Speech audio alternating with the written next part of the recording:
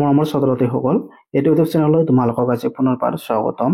আজি তোমালোকৰ বাবে সপ্তম শ্ৰেণীৰ বিজ্ঞানৰ অধ্যায় নম্বৰ 9ৰ মাটি নামৰ পাঠটোৰ সকলো পাঠভিত্তিক প্ৰশ্ন উত্তৰ আৰু পৰীক্ষাত আহিবলগীয়া গুৰুত্বপূৰ্ণ প্ৰশ্ন উত্তৰবোৰ আলোচনা কৰিম। তো ছাত্ৰ-ছাত্ৰীসকল ভিডিঅ'টো স্কিপ নকৰাকৈ লাষ্টলৈকে চাই থাকিব। অনুশীলনী বা এক্সাৰচাইজত প্ৰথমে কি কৈছে, প্ৰশ্ন 1 আৰু 2ৰ অতি উপযোগী উত্তৰ চিন দিয়া, মানে শুদ্ধ উত্তৰটোক চিন দিব দিছে। 1 নম্বৰত কি কৈছে, শিলৰ টুকুৰাৰ উপৰি মাটিত থাকেই, ইয়াৰ অপশ্যন কেইটাত কি দিছে, ক বায়ু আৰু পানী, খ পানী আৰু উদ্ভিদ, গ খনিজ লৱণ জৈৱিক পদাৰ্থ বায়ু আৰু পানী, খ পানী বায়ু আৰু উদ্ভিদ। ইয়াৰ শুদ্ধ উত্তৰটো হ'ব অপশ্যন গ খনিজ লৱণ জৈৱিক পদাৰ্থ বায়ু আৰু পানী। তাৰপিছত 2 নম্বৰ কুৱেশ্যনটো হৈছে পানী ধাৰণ ক্ষমতাৰ সৰ্বাধিক হল, অপশ্যন কেইটাত কি দিছে, ক বালিচহীয়া মাটি, খ আলতীয়া মাটিৰ, গ দমজা মাটিৰ আৰু খ বালি আৰু জৈৱিক সাৰ থকা মাটিত। ইয়াৰ শুদ্ধ উত্তৰটো অপশ্যন খ আলতীয়া মাটিৰ।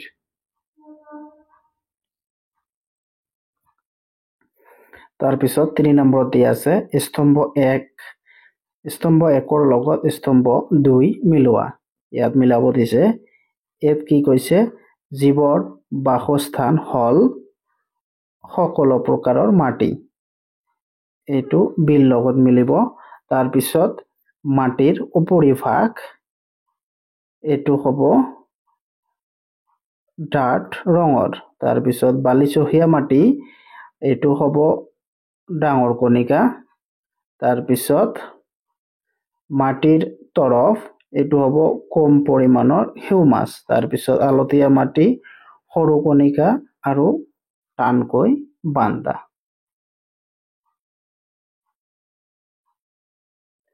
আৰু তোমালোকে ইয়াতো উত্তৰ পাই যাবা, ক জীৱৰ বাসস্থান, এইটো ইয়াৰ লগত কি হ'ব, সকলো প্ৰকাৰৰ মাটি। তাৰপিছত মাটিৰ উপৰিভাগ ডাঠ ৰঙৰ, তাৰপিছত বালিচহীয়া মাটি ডাঙৰ কণিকা, মাটিৰ মধ্য তৰফ কম পৰিমাণৰ হিউমাছ, তাৰপিছত আলতীয়া মাটি সৰু কণিকা আৰু টানকৈ বান্ধা।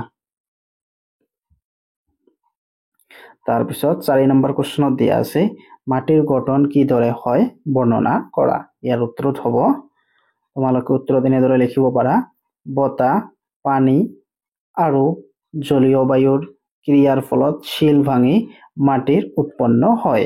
এই প্ৰক্ৰিয়াটোক বিচৰণী ভৱন বুলি কোৱা হয়।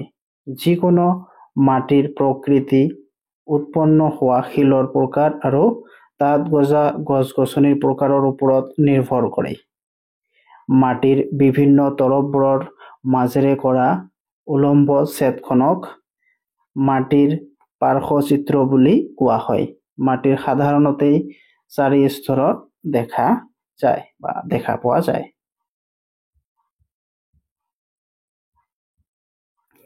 তাৰপিছত 5 নম্বৰ কুৱেশ্যনত দিয়া আছে আলতীয়া মাটি শস্যৰ বাবে কি কাৰণে উপযোগী। ইয়াৰ উত্তৰত তোমালোকে এনেদৰে লিখিবা, মিহি কণিকাৰ অনুপাত তুলনামূলকভাৱে অধিক থকা মাটিক আলতীয়া মাটি বুলি কোৱা হয়। আলতীয়া মাটিৰ কণিকাবোৰৰ মাজত থকা ক্ষুদ্ৰ খালী ঠাইবোৰৰ মাজত পানী ধৰি ৰাখিব পাৰে। সেয়েহে আলতীয়া মাটিত বায়ু কম পৰিমাণে থাকে, পানী অধিক পৰিমাণে ধৰি ৰাখিব পাৰে বাবে আলতীয়া মাটিত শস্যৰ বাবে উপযোগী। তাৰপিছত 6 নম্বৰ কুৱেশ্যনত কি কৈছে, আলতীয়া মাটি আৰু বালিচহীয়া মাটিৰ মাজৰ পাৰ্থক্যবোৰ তালিকা এখন প্ৰস্তুত কৰিব দিছে তোমালোকক। ইয়াৰ উত্তৰত এনেদৰে হ'ব, আলতীয়া মাটি আৰু বালিচহীয়া মাটিৰ মাজত পাৰ্থক্যবোৰ হ'ল, 1 নম্বৰ পাৰ্থক্যটো হ'ল আলতীয়া মাটিৰ কণিকাবোৰ মিহি, আনহাতে বালিচহীয়া মাটিৰ কণিকাবোৰ ডাঙৰ। তাৰপিছত 2 নম্বৰ পাৰ্থক্যটো হ'ল আলতীয়া মাটিৰ বায়ুৰ পৰিমাণ কম থাকে, আনহাতে বালিচহীয়া মাটিত কণিকাবোৰৰ মাজত খালি ঠাই বেছি বাবে ইয়াত বায়ুৰ পৰিমাণ বেছি থাকে। আৰু 3 নম্বৰ পাৰ্থক্যটো হ'ল আলতীয়া মাটিয়ে অধিক পানী ধৰি ৰাখিব পাৰে, কিন্তু বালিচহীয়া মাটিয়ে পানী সহজে ধৰি ৰাখিব নোৱাৰে।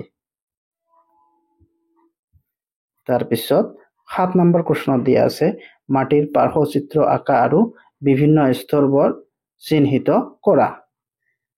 তোমালোকে নিজে পাৰ্শ্বচিত্ৰ আঁকি বিভিন্ন স্তৰবোৰ চিহ্নিত কৰিবা। এইটো তোমালোকৰ হোমৱৰ্ক থাকিল। আৰু যদি লাগে হোমৱৰ্ক কৰিব নোৱাৰা তেনেহলে মোক কমেন্ট বক্সত কমেন্ট কৰি দিবা, মই তোমালোকৰ বাবে লৈ আহিম। তাৰপিছত 8 নম্বৰত দিয়া আছে ৰেজিয়াই পানীৰ অন্তঃস্ৰৱণৰ ওপৰত এটা পৰীক্ষা কৰিছিল। তাই লক্ষ্য কৰিছিল যে মাটিৰ নমুনাটোৰ মাজেৰেই 200 মিলিমিটাৰ পানী অন্তঃস্ৰাৱণ হ'বলৈ 40 মিনিট সময় লাগে। পানীৰ অন্তঃস্ৰাৱণ হাৰটো নিৰ্ণয় কৰা। ইয়াত উত্তৰত হ'ব 200 মিলিমিটাৰ পানীৰ অন্তঃস্ৰাৱণ হ'বলৈ 40 মিনিটৰ সময় লাগিছিল।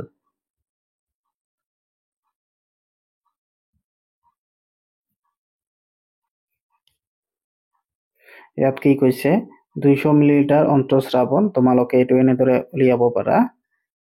ওপৰত 200 বহুৱাবা, তাৰপিছত তলত কি 40, তোমালোকক এইটো ভাগ কৰি কিমান হ'ব, ভাগ কৰিলে হ'ব 5 মিলি কি হ'ব পাৰ মিনিট। এইটো মিনিট হ'ব 5 মিলি পাৰ মিনিট। 5 টো হ'ব তোমালোকৰ উত্তৰ। তাৰপিছত 9 নম্বৰত দিয়া আছে মাটিৰ প্ৰদূষণ আৰু মাটিৰ খহনীয়া কিদৰে ৰোধ কৰিব পাৰি ব্যাখ্যা কৰা। ইয়াৰ উত্তৰ তোমালোকে এনেদৰে লিখিবা মাটি প্ৰদূষণ ৰোধ কৰিবলৈ আমি বিভিন্ন উপায় অৱলম্বন কৰিব পাৰোঁ। মাটি প্ৰদূষণৰ প্ৰধান কাৰণ হ'ল প্লাষ্টিক। পলিথিনৰ বেগ আৰু প্লাষ্টিক ব্যৱহাৰে মাটি বহুত বেছি পৰিমাণে দূষিত কৰিছে। প্লাষ্টিকবোৰ মাটিৰ তলত মিলি যাবলৈ বহু হাজাৰ বছৰ লাগি যায়। সেইকাৰণে প্লাষ্টিকৰ পলিথিনৰ সলনি কাগজৰ সামগ্ৰী ব্যৱহাৰ কৰিব লাগে। এইবোৰে মাটিত থকা জীৱবোৰক ধ্বংস কৰে।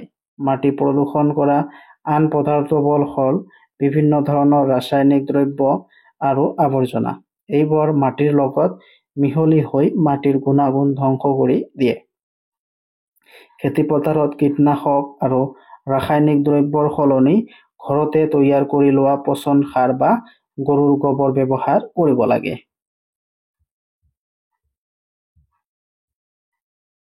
তাৰোপৰি আমি যিকোনো বস্তু বা সামগ্ৰী নৱীকৰণৰ ব্যৱস্থা কৰিব লাগে। মাটি খহনীয়া ৰোধ কৰিবলৈ হ'লে আমি গছ-গছনি ৰোপণ কৰিব লাগিব। আজিকালি বনাঞ্চল ধ্বংস কৰি মানুহে নানান ধৰণৰ উদ্যোগ কল-কাৰখানা গঢ়ি দিছে। ইয়াৰ ফলত গছৰ পৰিমাণ কমি গৈছে আৰু মাটিৰ খহনীয়া বাঢ়ি গৈছে। মাটি খহনীয়া ৰোধ কৰিবলৈ মানুহে নদ-নদী বান্ধবোৰ ভালকৈ দিব লাগিব। নদীৰ গৰাখহনীয়া হোৱাৰ ফলত বহুতো মানুহেই হাজাৰ হাজাৰ বিঘা খেতি আৰু ভেটি মাটি হেৰুৱাইছে। তাৰপিছত 10 নম্বৰত দিছে তলত দিয়া শব্দ শৃংখলটোৰ উল্লেখ সহায়ত সমাধান কৰা।